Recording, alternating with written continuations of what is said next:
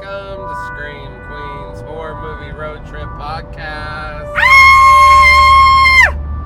Damn. That was frightening. That's your final girl, Miss Justine, over there. Hello, and that's your sole survivor, Mr. Josh. Hey. We are cruising down Route 66 right now. Just taking a day trip.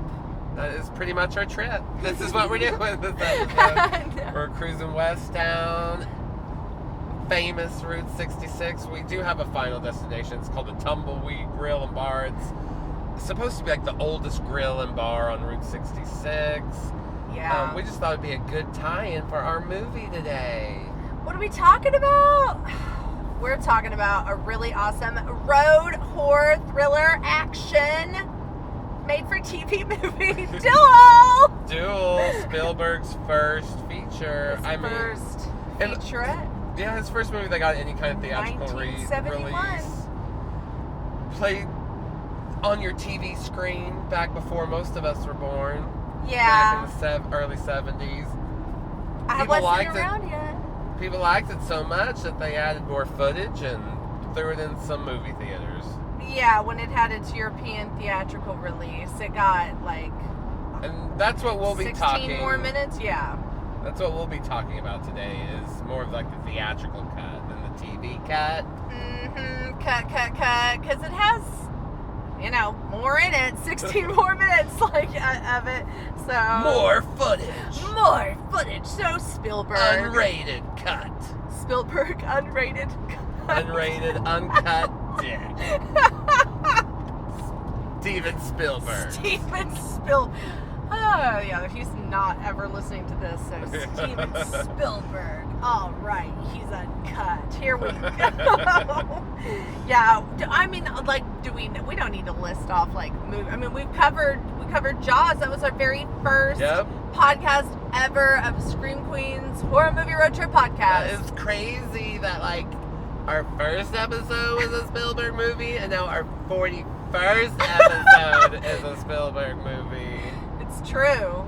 We're turning 41 all of a sudden. My mind is blown. I'm blown. My mind's blown. She's been blown. I've been blown. Thoroughly blown. Here we go. Well, it was written by a wonderful man named Richard Matheson. She knows he's wonderful because she's met him. I met him. We went to dinner one time. He ordered a steak. But he ordered medium. Okay. Go ahead. Oh, cool. So, Duel. Back to the movie. Yeah, Spielberg. Sorry, not my dinner with the writer Richard Matheson. Okay. No, but it is written by that gentleman. Yes. That you never met. I've never met. We didn't get a steak dinner. Sorry.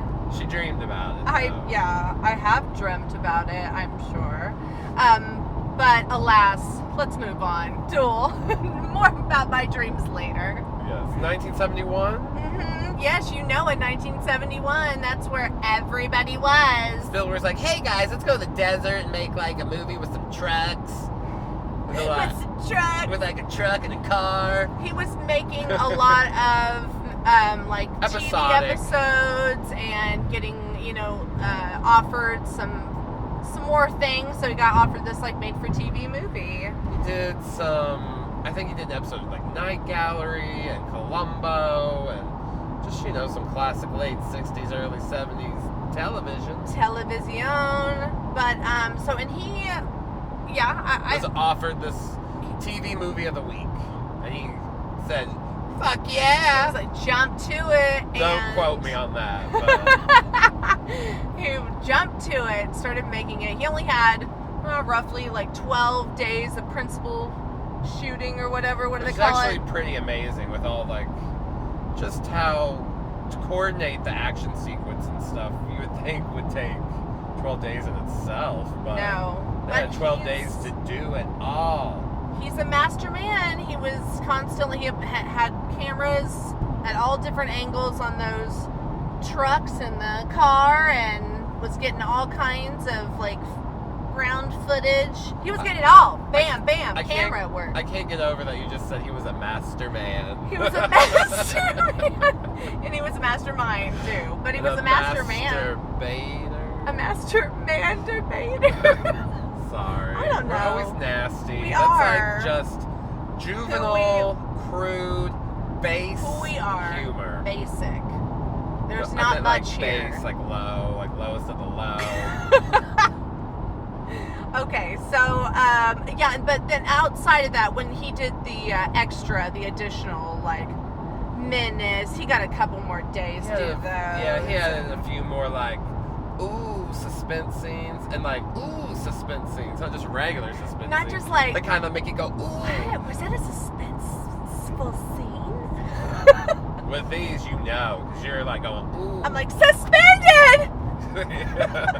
No one just saw, but she just jumped right I did out just of her kind of chair. jump out of my chair and suspend myself for a half a second. She looked like a crazy bitch. Okay. All right. So let's talk about what this movie is even about. It's about a man. It's about a man The movie meeting a starts with man. him literally leaving his house. You see him at the beginning of his drive. This drive that's going to take him into his destiny for the rest of his life. Where he was called to be. He gets in his red Plymouth, and it's a Plymouth Valiant. He's in some suburb of LA. You see him driving through downtown LA. He's heading out through Pasadena, further and further out into the desert. He goes. He's going. In a little red Plymouth, right? In a little red Plymouth. And, Not a little red Corvette. Not a little red Corvette. Ooh, baby. They don't call me Prince for nothing. They don't call him Prince at all. So, yeah, nothing. So camera's kind of following him all the way out, and we get to this long stretch of kind of 2-lane interstate. We got this DJ talking to this guy on the radio. It's like a, kind of like call in with your problem, but it's about taxes. And he's like an emasculated man who's asking, like, my wife is actually the head of the household, but if I mark her as that on the census or whatever, Isn't everyone gonna know? Is anyone gonna know? Like, the radio talk that the guy's listening to is pretty hilarious. Yeah, and the people are like, no, it's fine. Send it in. And very, like, dated, too. Like, Some of the things that he's saying, not very... So worried about being emasculated. Yeah, there's a lot of emasculation feeling here. Let's just keep saying it, emasculated. She's gonna emasculate all over you. I'm emasculating. Okay, so we get this kind of like tailgating that happens. There's approaching a slow-moving tanker truck. It's rusty. It's dirty. I mean, at this point, it's just this guy on a drive through the desert. It's bright and sunny. He's listening to the radio. Everything seems normal. He has a truck in front of him that's this big tanker that says flammable. Mm-hmm. Flaming. But he wants to go around. The guy's going slow, so he does it very gingerly, very politely, if you will. Yeah. But no harm. But that's not okay with this That trucker. is a slight, a little bit of a slight. So this beautiful drive out to meet, we'll find out later, he's meeting his boss for some business meeting out. He was gonna meet his boss. Yeah, but this is gonna start a turn of events that will rock his world. And as I said earlier, change his destiny. Change it. And so the truck, feels slighted, and it goes around David. We find out that his name is David. Eventually, we will find out his name is David, but we don't know that yet. So it's just the guy driving in the truck. I like to call him Dave. And he is played by Dennis Weaver. David Mann. We'll find out his last name is David Mann, but not yet. He's just a man driving around in his red Plymouth. So now they're having just this like pass off where every couple miles they try to pass each other and they get pissed. And things are getting angry, and the actor, what's his name? Dennis Weaver. Dennis Weaver is really, I think he's great in this movie. He does a good sense of just being like an everyman. Yeah. You get the feeling that, he's lived life, he's doing his job. He's just trying to get through the day. He's trying to get through the day. at the same time, he's like, okay, whatever, driver guy, if you want to be an like, there's a lot that he takes. There's a lot of shit he takes in this movie, and you're just like, okay, but... And he's really believable. Like, you feel a lot of empathy for him. Yeah, he's just trying to, like, make it from point A to point B, and he doesn't want to stir some shit up. He's non-confrontational. He also has some pretty fun inner dialogue. Yeah, so it's pretty fun. It's good to listen to. Okay, so we get him pulling up to this gas station, and he goes into, like, because back then in the 70s, you had gas station attendants. Yeah, and they're already creating this suspense they're already starting the duel, if you will. Like, he pulls up to the gas station, and he's sitting there thinking everything's fine. Like, okay, I passed this trucker. He got mad at me, whatever. Now, I'm just going to get gas, sit here, but then the truck pulls in, and you still don't see the trucker's face. You can see that the guy's waiting on him. He, for some reason. climbs out of the cab, and we see him, like, kicking his tires But and he stuff. won't come around and show himself. No. And so that's already creating the tension. Even though at this point in the movie, not much has happened, but you know something strange is going on. This guy is a creature of the night. He's wanting to be elusive. And so David goes inside to call his wife on the phone. He, I guess, left early that morning, and she was asleep, and so he wanted to give her a little ring and ding-a-ding, because I guess they didn't have the best night of their lives. They have a really weird conversation. Strange. She's upset with him, and she's like, well, your mother is coming in tonight, but I'm upset with you. You didn't say anything to that man last night that tried to rape me. And those are not exact words, but she does use the word rape. She said he practically tried to rape me in front of everyone. You did nothing. You didn't even, like, stand up for me. So kind of like, I don't know, calling him a little meek and a little... Yeah, so then that adds another layer to this character. You're like, okay, maybe... I thought he was an everyman, but he's kind of... He doesn't even take up for his wife. He avoids confrontation. She felt like somebody was coming on too strong. And my husband didn't stand up for me. him. My husband didn't say anything, and he's all like, well, what do you want me to do? Like, get in a fist fight with him? Yeah. She's like, well, I mean, no, but that's not also what I'm asking. I'm just asking for you. You should have acknowledged that man, like, tried to touch me inappropriate. But guess what? It's 2019. We're talking like 1971. She could have been like, back the fuck off. Okay, so anyways, so then she nails him in the face, and the crowd goes wild. It's like, you go, girl. Weird phone conversation. Yeah, it's a really strange conversation. That you would have, like, that he would call her, because also, like, he had to go into a phone booth and call her. There's no cell phones and everything, so... Such a strange way to add, like, just a little bit to the 3D image, if you will, like, trying to add layers upon the relationship, even though that's the only time we see the wife, and or hear from her, but it's just this weird exchange about... Nagger. Yeah, that's... She's like a complainer. And... very misogynistic. No. But it's just a funny way to develop their relationship, to have this strange conversation. And she's also, like, the only other kind of character that gets, like, a name, like a name credit, and she, like, isn't just, like, wife. She is Mrs. Mann, Jacqueline Scott. Everybody else is just kind of like gas station attendant, and, you know, that. Practical names. Yeah. So she nags him a little bit, and he gets off the phone and gets back into his car, and he gets the heads up from the gas station attendant who checked under his hood that he needs a new radiator hose, and he's like, oh, I'm not falling for that trick. He's like, you're lying to me. Like, when have I heard that before? All right, I'll get it when I get back into town. The guy's like, okay, well, whatever. Your choices. Warning you. Yep. So, I mean, obviously, we know that's going to come. But, you know, I know that feeling. I swear every time I get my oil changed, they bring out the same filter with the same bug stuck on it and say, like, your filter's dirty. Should I change it? I'm like, I just changed it last time. Like, how? I just don't know. How's that same bug on there? I wish I knew all the things and could do all the things for myself and was completely just self-sufficient. Yeah. And then I wouldn't have to worry about that. But alas, I've got to go get my oil changed, and they've got to sell me on a filter. They get me every motherfucking time. Every damn time. Every damn time. Oh, well, I guess I can always tell people I have clean filters. Oh. Oh. I just mean, like, hey, guys, get in my car. I've got clean filters. Like, we can filter away. Filter it, Put all kinds girl. of like Instagram filters on our pictures. Do it. Okay, so we're getting back on the highway and byway, and you know what's gonna happen? That truck's What? gonna come back up.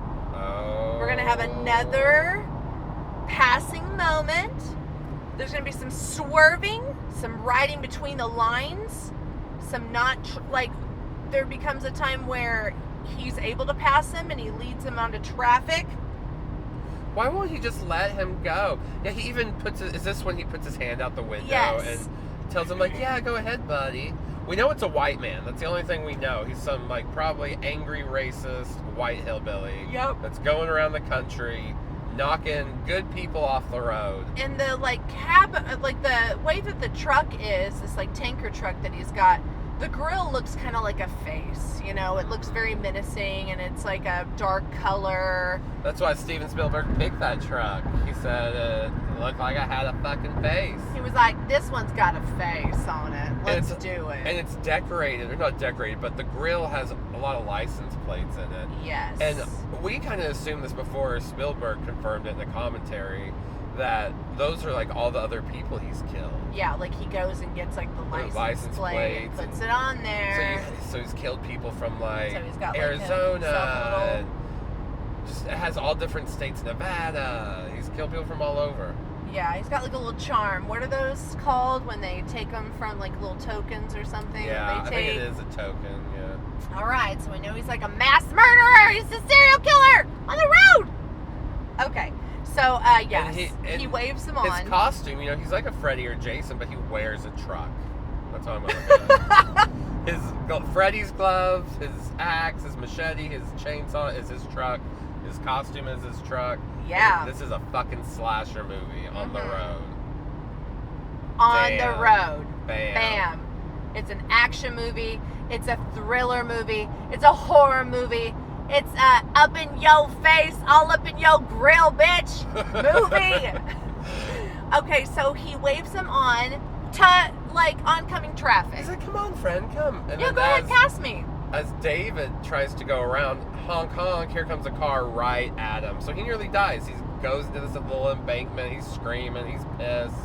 Out of nowhere. And he's like, dude, you just tried to kill me. That was weird. That was so fucking rude of you.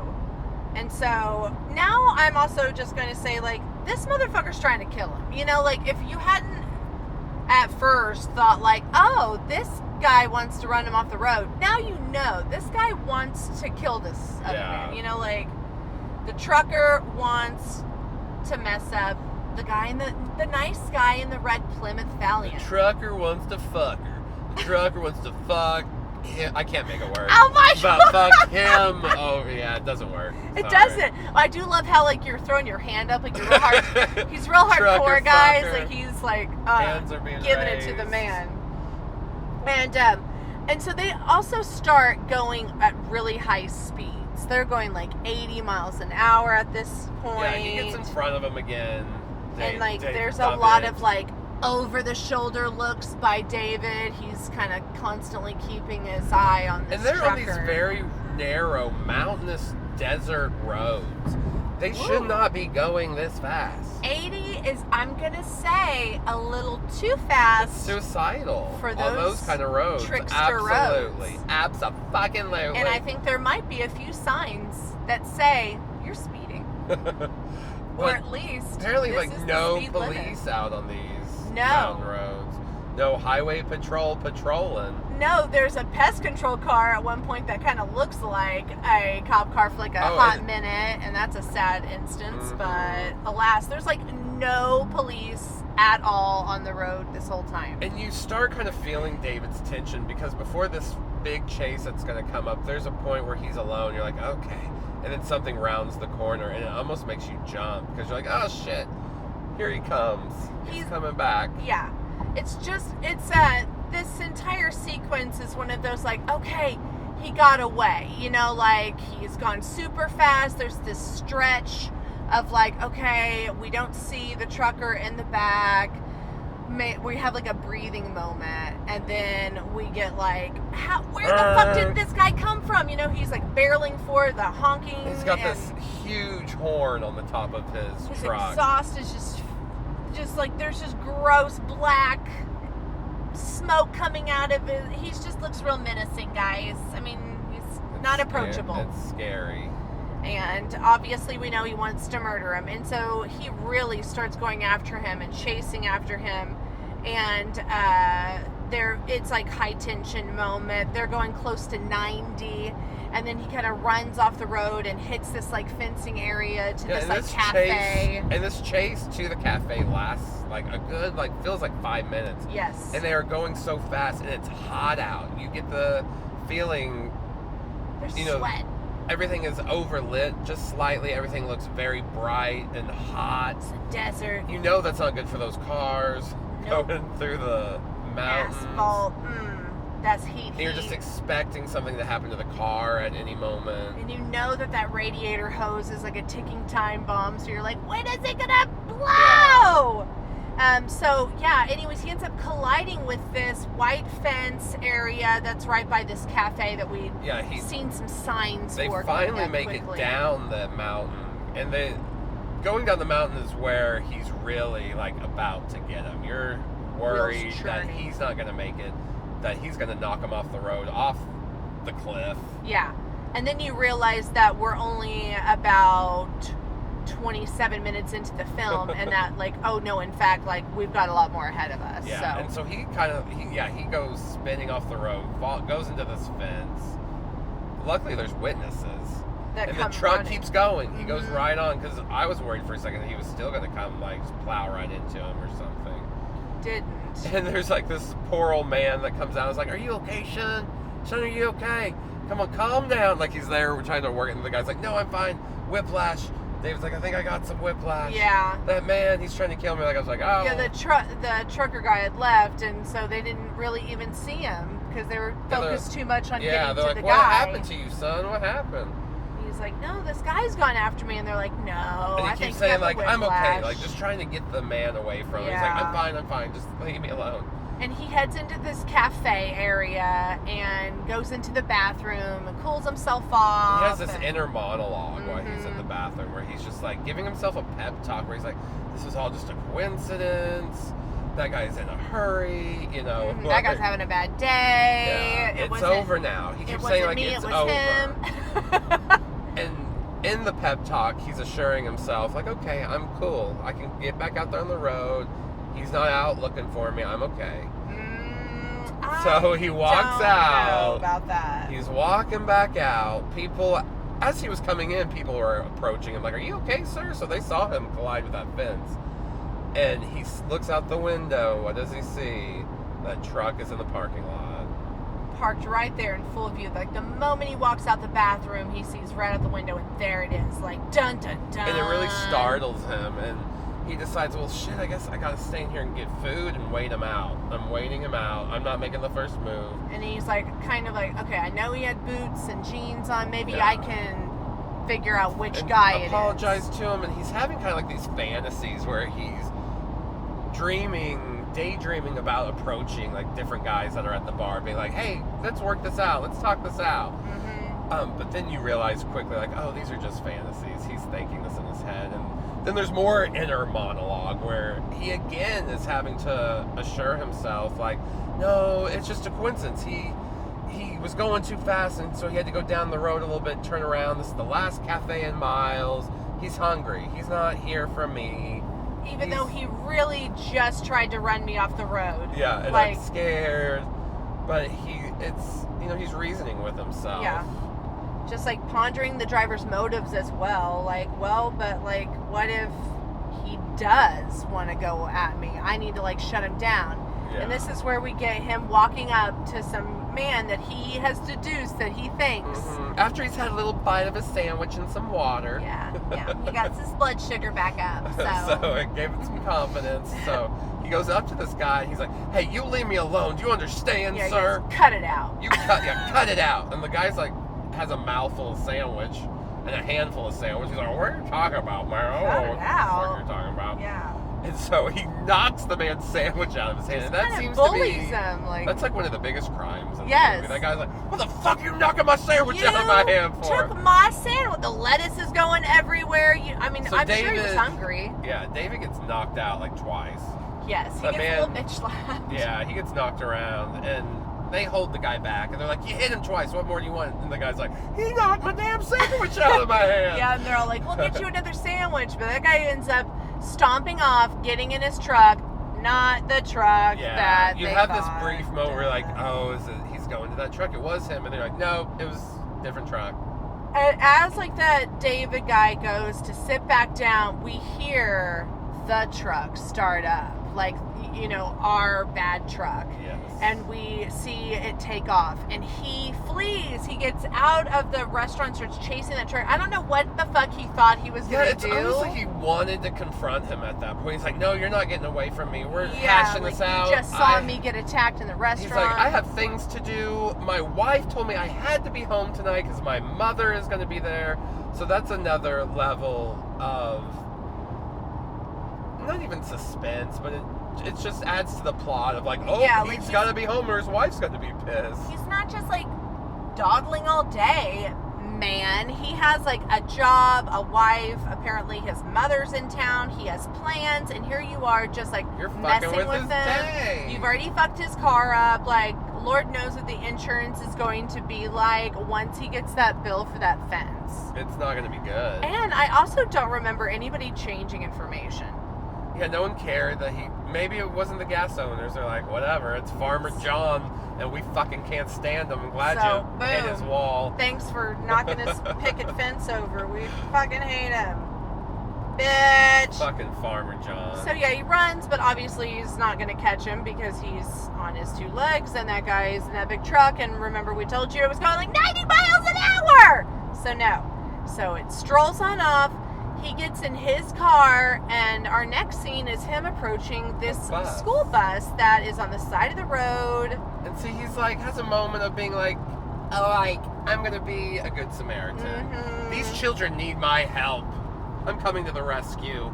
He goes up, the bus driver, and like the kids are all playing like outside the school bus. It looks like maybe they've been there for a hot minute, and trying they were, like, to flag really somebody down. Bratty kids, too. Yeah, they were little asshole They immediately kids. like jump on his car and start sitting the bus driver. Well, apparently there's no teacher, they just have a bus driver. A bus driver. That's really strange. I guess out in the middle of nowhere. Spielberg was like, we can't afford another actor. So just for a second, like, she can't just like pop her head out or anything, or he just But can't. the bus driver's looking after the kids, and he doesn't say like, hey kids, get off his car. That's rude.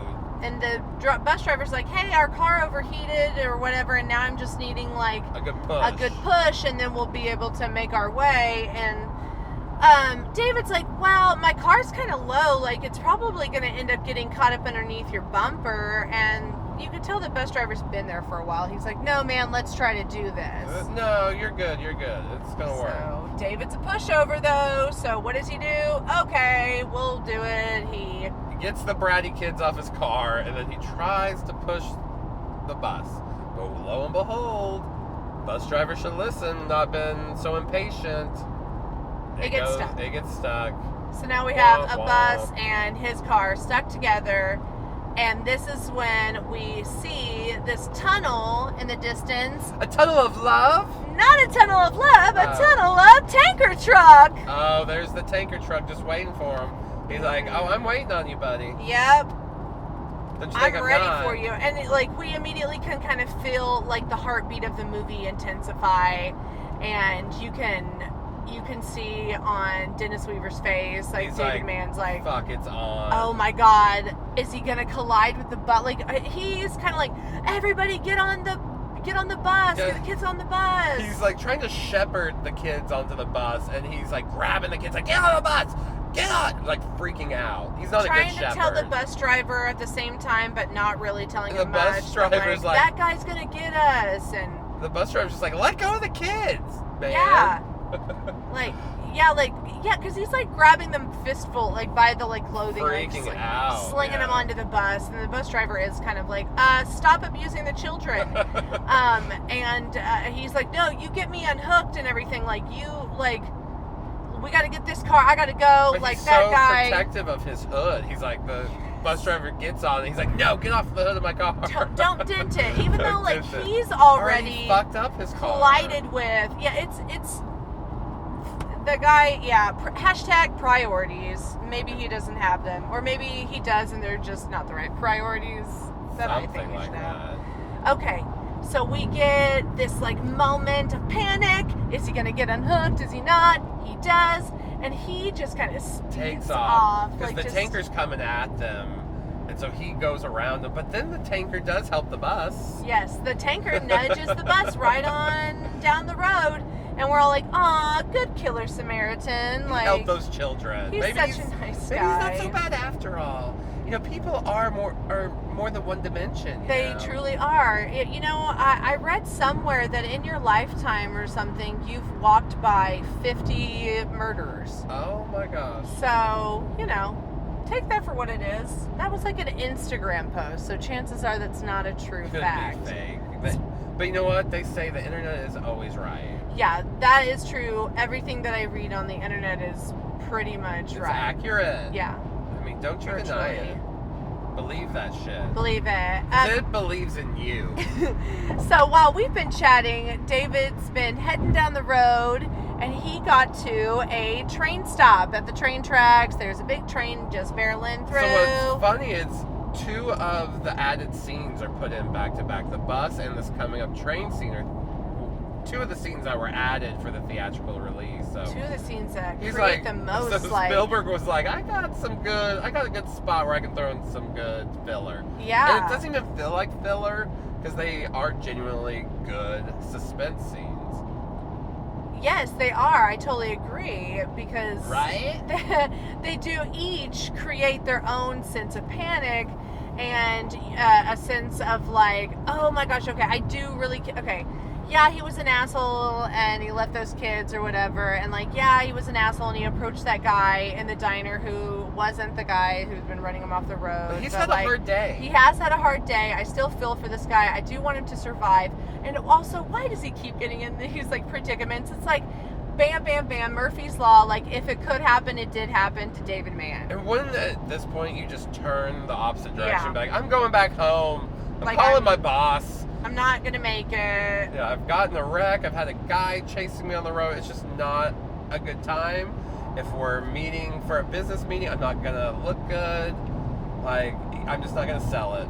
And why wasn't Today. he like? Why didn't he call the police at the diner that he was at? Because he does do it in a second. He's gonna call the police at or try to at another place. But it's like he was at that diner. He was in that bathroom for a hot fucking minute. Why didn't he use their phone and call the police there? It's like, was he He'd afraid already of been- causing a scene and like maybe drawing attention? Afraid maybe the guy was gonna flee, you know? It's like, ugh. He Why- might have been run off the road.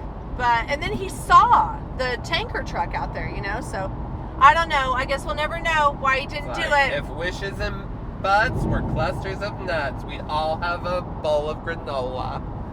Oh, that You know, was so sweet. haven't you ever heard Where- that? No, I've never heard that in my entire life. Ever. We have been Oh, friends God. for almost 2 entire decades. And I've never said that to And you you've before. never said. And there's sometimes where I'm like, yeah, I've heard that story before. You've never said that in our like 18 and a half years of friendship. Well, here, I'll say it one more time to Say make it up one for more it. time. So everyone at home, or in your car, wherever This you're is- listening, if wishes and butts were clusters of nuts, we all have a bowl of granola. For breakfast, man. Oh my god. I don't even remember where I fucking heard that. But there, now Alas, you all you have heard heard it. That was hilarious. Okay, all right. So we get to this train stop. There's a train passing by, and guess what? We get the trucker coming back up. The trucker motherfucker. He wants to fuck this guy up. He really does. Maybe he wants him.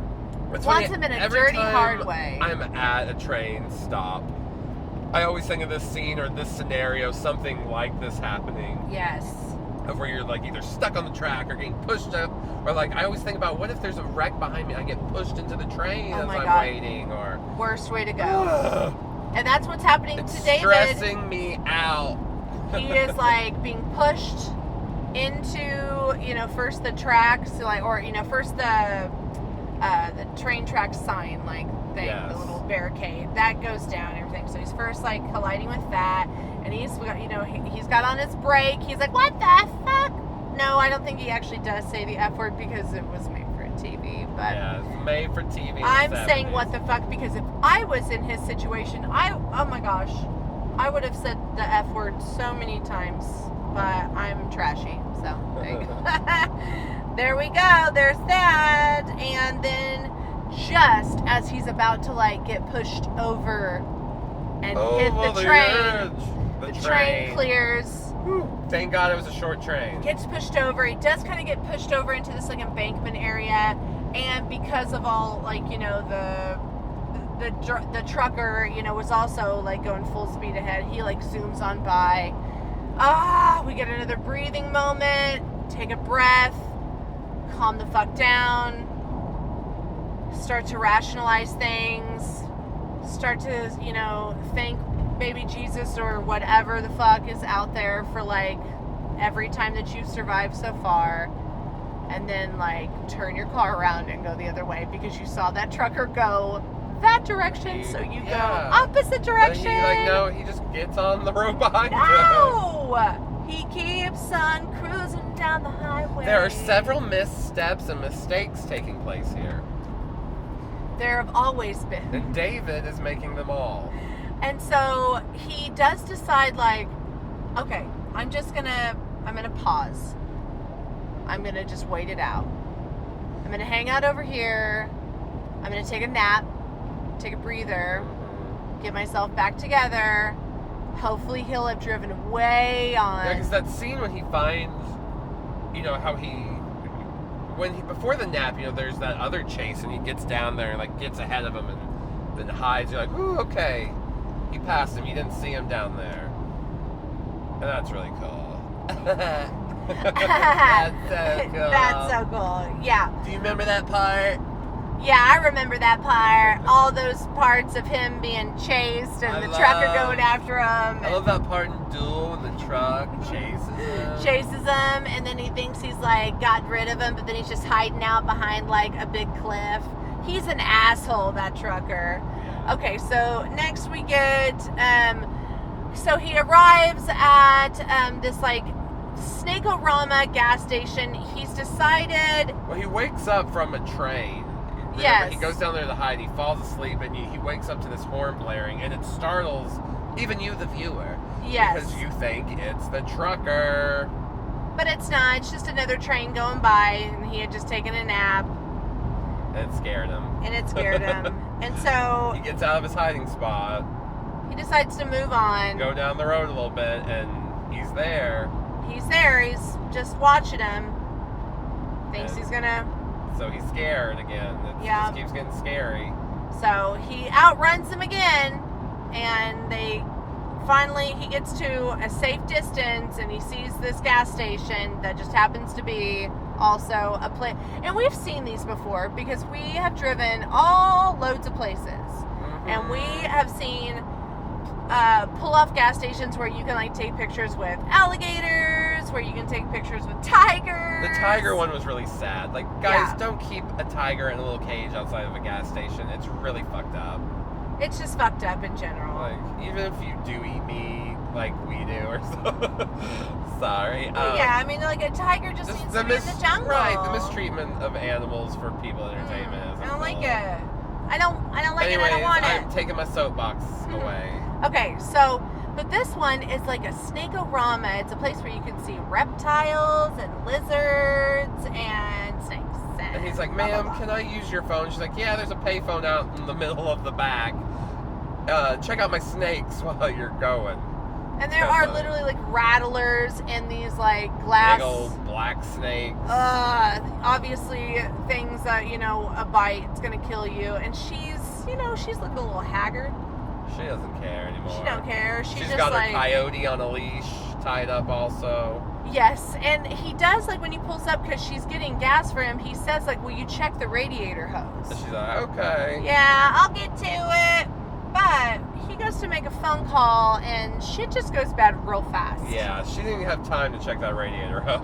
No. Because while he's making a phone call, trying to call the police, here comes the report trucker. that trucker. And that trucker just plows through her snake cages, coming straight for the phone booth. But homeboy makes it out just in time. Yeah, I mean, he does take the phone booth out. The trucker does take out the phone booth, but he gets out just in time and then almost lands on this, like, rattler that, like, wants to bite him. It's, like, intense because then you're like, oh my gosh, there's other dangers in this moment. There's so many things that could kill him. He's got nature and man coming at him. And the trucker turns around, does another, like, pass by, knocks some more Which things is symbolic over. of the circle of life. Yes. Yes, exactly. I think that's where it was going. Yeah. Spielberg was like, okay, we're going to do 2 passes. Yes. 2 passes mean survival of the fittest. First you survived, and then eventually you're going to die. Like, yeah. That's just how it works out. Okay, so and then we have, like, this, like, iguana that's, like, going Poor around. little baby iguana. Poor And guy. he's like, my snakes! Oh And my she gosh. grabs one big old scary looking snake, and Yeah. she's just running around freaking out. David's already jumped in his car by now, is booking it, trying to get out of there. He's like, I gotta do something. Something's gotta happen. Get in his Plymouth. Get in his Plymouth. So what does he do, Justine, once he gets in his Plymouth? Well, he's like, he's in his head. He's like, maybe I should, like, lay low. Maybe I should try to wait it out. Maybe the cops are gonna come because, like, he was placing that disturbing call about, like, the trucker when it happened. Or maybe that's not going to, and maybe I'm finally going to, like, have to, like, psych myself up to really fight this guy, and let's have a final duel. Damn. And so we're back on the road again. He has psyched himself up. He knows he's going to try to lure the guy into the hills of this, like, desert area Yeah, where they're in there's the kind desert of California somewhere. there's still. a lot of just swerving. The Mojave. Maybe where the tanker truck could be off kilter. And also just, like, higher up. I think his end game was, I'm going to try to get this tanker to go off of a cliff somehow. I'm He's going like, to I'm take it to gonna the top. MacGyver it somehow, get him Somehow. off that cliff. So, but in the middle of him, the chase, he's trying to lure him up this mountain. Thank God it's, like, kind of when he gets to the peak of the mountain, that pesky radiator finally gives out. We told you guys it was going to happen. We told you, if they show a radiator in the first act, the radiator is always used in the third act. They teach you that in screenwriting. Yes. I mean, I think they say it's a gun, but we're going to say it's a radiator hose. So, The radiator hose is in the first act. The radiator hose is going to get fucked up in the third act. But it's going to be, like, a really long withdrawn radiator hose. Like, it takes a while for it to, like, he lasts for a while with it. Is this a penis metaphor you're making? No, I'm really not making any kind of penis metaphor right now. Sorry. Wiener, not making it. Wiener, chicken dinner. I just mean that, like, it does go out, it blows, we see, like, the, like, steam come up and everything, but then, like, he's able to drive Steam heat, you got steam heat. You got, God, can we not throw a Broadway show tune into any of it? Like, sorry, guys. We like steam the heat, we got, steam heat. Anyways. Okay, so now that we've harassed them with our Broadway show tunes. Guys, we're going to be stars. One day, just watch out. You'll say you knew us when. When we were young. Okay, so I guess this is the point when he decides, like, okay, I'm going to get my balls.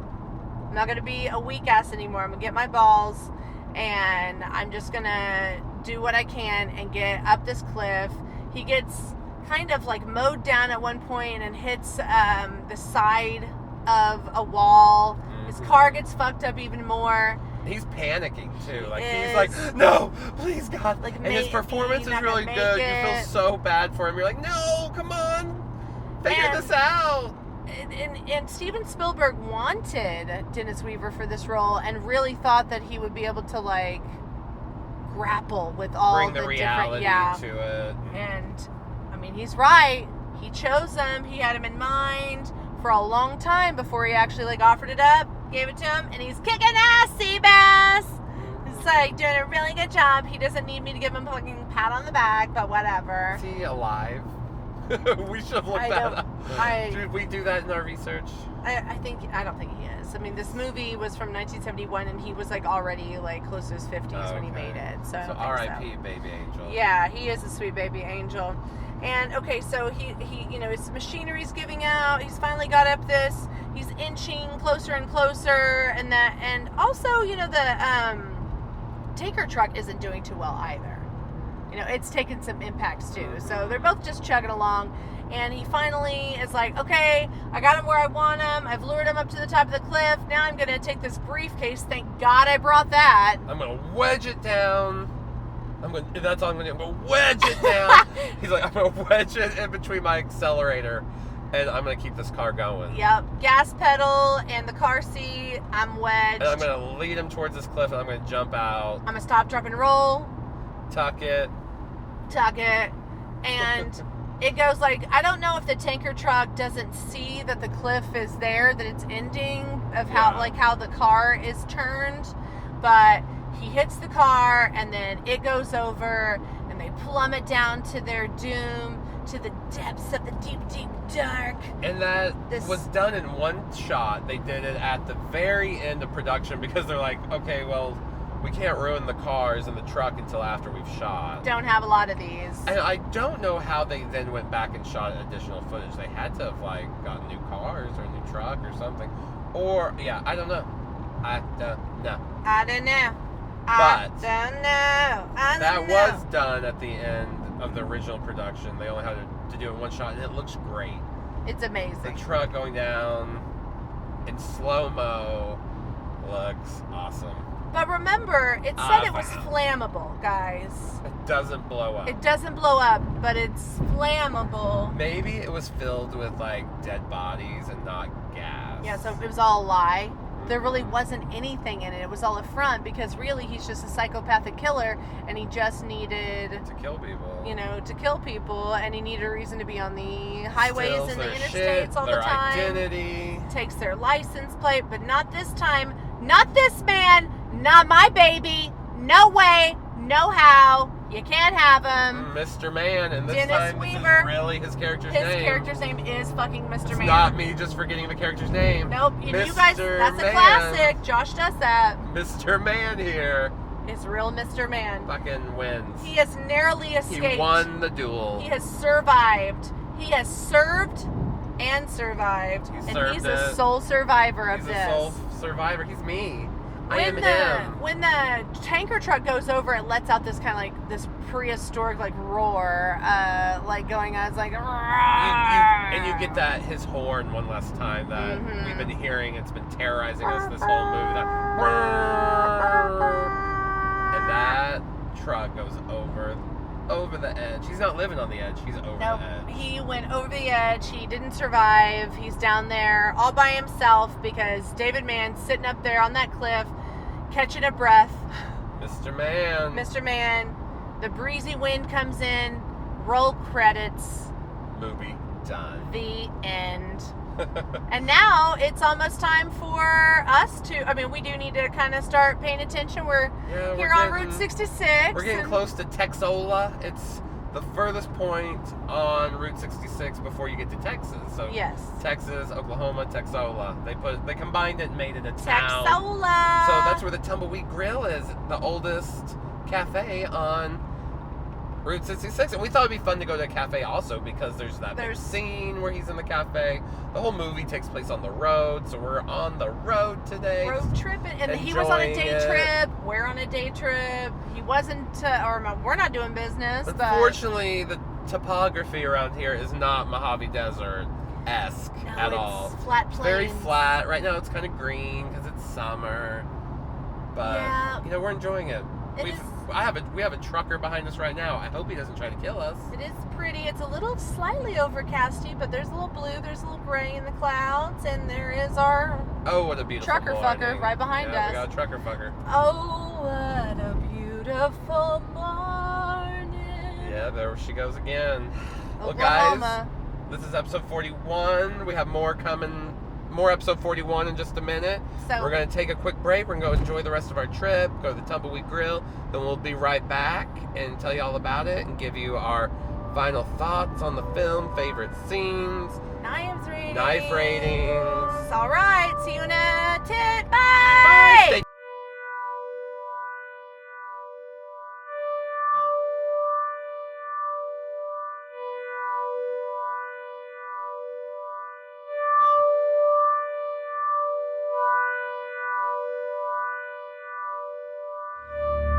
We're back. We're back. Hello, did you miss us? It was like not even a few seconds. Yeah, we had a short but memorable adventure today. Oh, We're wow. at 66. Well, as you know, we started our morning off pretty early at Pops in Arcadia. I think we might have already mentioned that. Not sure if we did or not. Thought I'd mention it again. But that's kind of the newest famous roadside attraction on Route 66. It's been there, what, maybe 10, 15 years? Yeah, I'd venture to say 15-ish years. It's been there for a while now, but It's a really cool place. They have like every soda you can imagine. Hence like the name Pops. bottled. It's a good like burger joint. Mm-hmm. Yummy stuff's there. All kinds of good stuff. So we started the day there, then followed Route 66 all the way almost to the Texas border to Texola, Oklahoma. Yeah, followed it west. Where we ended up at the Tumbleweed Bar and Grill after we last talked to you guys. And It's like a gift shop. yeah, a gift shop and a little restaurant, but that when we first got there, for maybe the first 5 minutes, we thought maybe we were going to get murdered. Well, at first, when we pulled into the town of Westel or Texola, I thought we were like in some crazy rundown western town. Like It's almost a was ghost, like town. Like literally. And I mean that. It's literally a ghost town. There's nothing. All the buildings were closed up. Dilapidated. But then you go down the street a little ways and there is Tumbleweeds, bright blue, cheery as fuck in this desolated, sad town. Rundown, sundown town, man. It was like nothing I'd seen lately. Yeah, and you get out. We Small. We got there around noon, and we were apparently like the first people there. Well, no, Granted, there were there's some. no one around. There were some plates that I thought maybe had been left out, but they looked like breakfast stuff. So I was like, okay, well, somebody's There's been no here for a breakfast. little bit, Yeah. but like, there was nobody there, and we were in a house. Yeah, we walk in, and A house. we were getting total Texas Chainsaw Massacre vibes. Yes. I'm not even kidding. The one thing I can say about the Tumbleweed place is that it's very authentic. Like, there's nothing pretentious about it at all. Nope. You go in, it's like a house that's eclectically decorated. Works of art up for sale. Yeah, some of them for sale for like, $2,000 or whatnot. All and they're these like good pieces. oil paintings everywhere, old art. There's dollar bills and currency from all over the world hanging up. I guess just people who've stopped by and eaten there. Quilts embroidered with like different flags of places. Lots of American flags. We will note and report that thank God we didn't see any Confederate flags. No Confederate Really? flags, so Only tried and true Americans there. hashtag America. America. Yes. We were happy about that, but yes, it's just very Photos quaint. of John Wayne. Yep. And you There go was in. TCM playing on a TV. Yeah, I did love that. They had Turner Classic Movies playing on the TV. East of Eden was playing. It was nice. And you go in, at first there was no one around, the lights were off, and we were like, hello? The sign that said open was on, but like you go in and there's like, we didn't see the lady at first, and then we saw her, and It was darkly lit. We had just met some ducks outside. oh my They gosh. were really cute. They waddling around, cute little baby Yeah, angels. they were super cute. There was a storm earlier, so they looked soaked. Yes. But they were still There was a adorable. garden area outside, and there were some like kittens running around. It was very cute in the middle cute of this little like kitschy sitting area. Yes. It was Well, we go in and there's one lady finally comes out of nowhere. It's like, hi, sit wherever you'd like, and she takes our order. She goes back and makes the food. Yep, in the kitchen, in the actual kitchen, like that you have in a house. Because guys, it's a house. But you're kind of eating it. We're eating in the living room and the dining room area. There's about 6 tables set up of different sizes. Maybe that's at like 6 or 8. Some that's at 2, some that's at 4. Yeah, nothing very big. Like you couldn't have. No large parties. She's got to keep it that way too, because she's back there. She's the waitress and the cook, and so we ordered some onion burgers, which is a kind of a traditional Oklahoma cuisine. It's yummy. Cuisine. It's just like a hamburger that has like grilled onions like sauteed on the top, and a lot of times though, a true onion burger has the onions in the patty also, because it comes from like the Depression era where they tried to like just stuff the burger to make it look bigger, so they would shred up onions and mix it with the meat. But hers were different. Her onions were just on top. Mm-hmm. But it was still pretty yummy, and it had like this scorch mark of Route 66 on top. Like a little stamp on the top of the bun. That was so cute. Of course, we grabbed that picture, but it was served on like just regular paper plates. Yeah, no, like daisy paper plates. Like that you get at the Target or the Walmart. There's no Target around there. They're getting it at Walmart. Not to mention in the condiments, they had. Oh my God, McDonald's. are we shading? No, we're not shading them. Stop! I found that. Here's the thing. We kind of liked it. It was super quaint. Like I said, completely authentic and unpretentious. You can tell this place has been around for years and years. They boast as being the oldest like cafe, restaurant, or whatever on Route 66. One thing we read said that claim is self-proclaimed.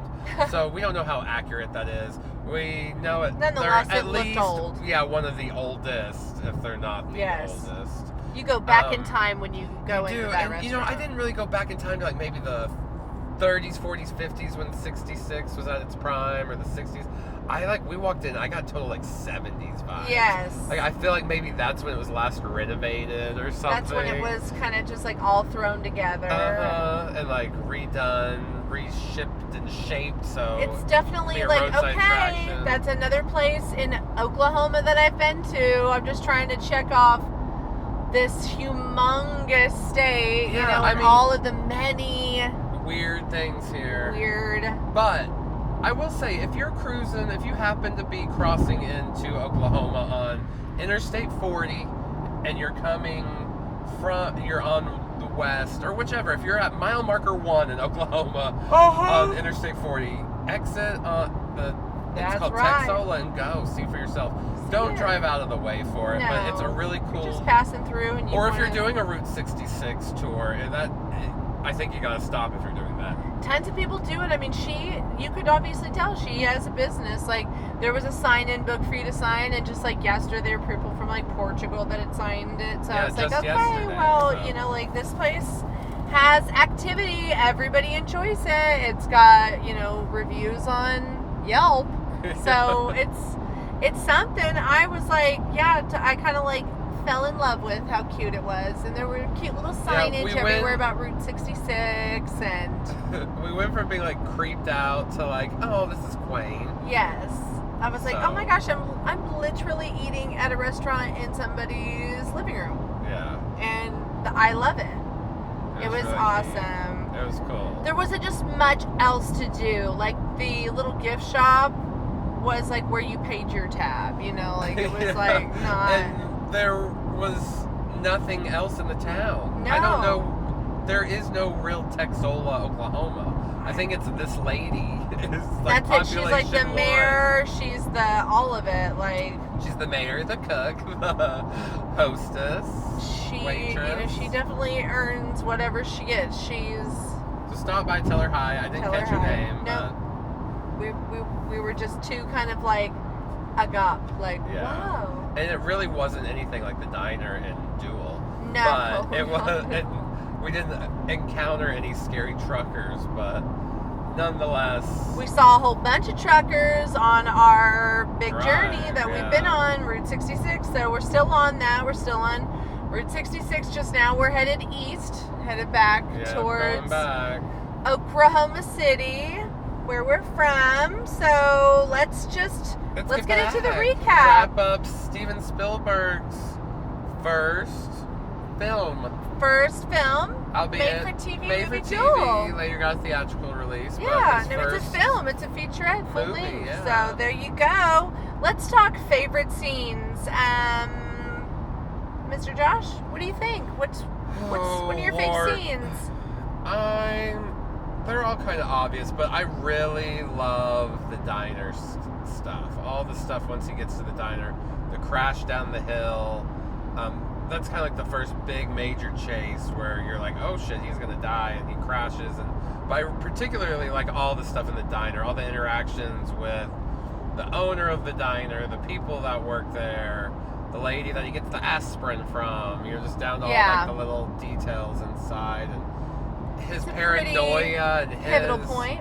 Yeah, and his inner monologue where he's just trying to calm himself down. Mm-hmm. I really enjoy all that stuff. I think it shows a lot of promise for Spielberg. You watch this movie and you're like, just what he did with the budget and the time he had. It's pretty cool. But I would say that the chase down the hill it's probably like, I'm picking like 20 minutes of the movie. But yeah, all that stuff. All that stuff, that's your fave scene. It's a good rev up moment for the movie. Get your adrenaline going, get you set for the last like 45 minutes of the movie. Yes. What about you? What's your favorite? I'm going to go with the Snake-a-Rama scene. So I love, because it's like, it's come to a head. Like, he's like 100% sure this guy is coming after me. He's going to murder me. He hates me for no other reason other than like I tried to, pass him on the road. So he's a psychopath. That's obviously he picked me. I'm like his victim. That's what I'm thinking. David Mann's singing, and he's finally like gotten the balls to like call the police. I don't know why it's taken so long, but I just love that it happens at this Snake-o-Rama. I think this is just kind of like what we just kind of ran into in a weird way. A real kitschy place. Kooky lady. Yes, she's running the whole show. Heck, she was even going to check the radiator hose had she had the opportunity. Yeah, had she the time, she would have done it. She would have fixed it with her bare hands. Taking care of all of those animals. I'm just super impressed by her. And of course, I love that the trucker takes out the telephone booth. Like, that's insane in a way. Like, and then knowing that, they just shot it a couple times. There was just a couple passes. And you also have the element of all the wild animals in the scene that are let loose because of this trucker. All of a sudden, he's got to worry about being bit. The animals, and then he's throwing stuff at the truck. He's pissed off, grabbing the cages. David is throwing at the truck, trying to get him to stop. It's just a real intense, insane. And the old lady's screaming, worried about her animals. Yes. Yeah, it gets very chaotic. Yeah, it's intense. It's panicky, and then it's chaos, and then it's this lady who's like, oh my gosh, basically her whole life's just gotten run over bulldozed by this trucker. I hope she has insurance. Everywhere David Mann goes, destruction follows with him. It's sad, He has quite a journey that he makes. He becomes almost a man at the end when he's finally Joseph Campbell, A Hero's Journey. Battle. He's like a real David and Goliath story. The old lady's the Gandalf. That's the elder person he meets that helps him along the way. I'm just kidding. Oh my gosh. I don't think you put the hero's journey into the story, but I tried. Okay, you tried a little bit. There was a sprinkling of it in there, but I think in the end he just manned up and didn't let. And he got kind of insane himself, He got a little maniacal at the end and was like, just to survive, what am I gonna do? And I'm glad he did. The whole film, I think, it's just like a big promise kiss, from Steven. He's like, guess what? Spielberg I have Jaws coming up next, guys. You guys just wait and see what I'm going to be bringing to the table. I've got so much in store, and I like Steven Spielberg. He's an amazing director. I've enjoyed so many of his films. He's okay. Okay, so Knives ratings. Having to give Duel a Knives rating. You go first. Okay, I totally agree. I think this movie shows a lot of promise for him, and it just kind of shows what he's going to be able to do. I like it. It's well shot, so I'm going to give it 4 knives. Oh my gosh. That is awesome. I really like it. I really like the movie. It keeps me engaged. I fall for David Mann. Every time. She got a lady boner for David Mann. David, I'm right here. Just come for me. I'll just be sitting right here in this passenger seat waiting for you. What if, like, his zombified body, like, listened to this and he came for you? Dennis Weavers? Well, I'm just talking about David Mann because he's like a fictional character. So, yeah. But Let's separate the fiction from the reality.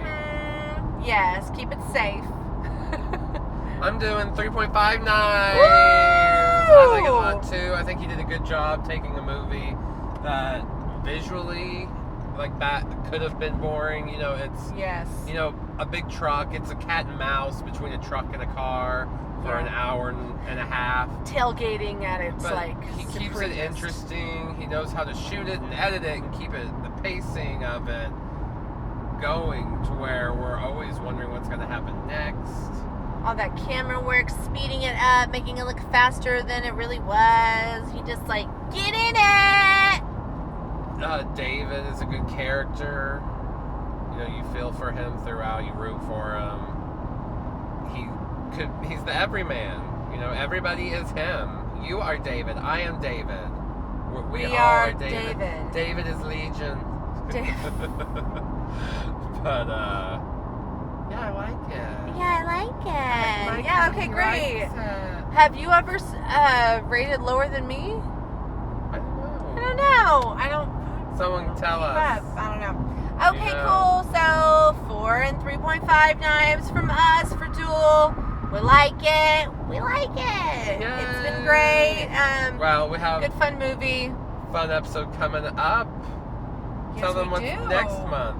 Oh my gosh, well, we're just going to stroll on over to Burkittsville, Maryland. Yes, does anybody know? We're going to go hang out with the Blair Witch. We're hanging out with the Blair Witch and we're having a project. So we're going to be covering the 1999 classic The Blair Witch Project. Changing the game. That found footage game. The found footage game. Okay, everybody. It's been fun. It's been real fun. It's been real fun here on this Route 66 journey that we've taken back in time to another world, another Oklahoma. Another place to eat. Another dimension, another frequency.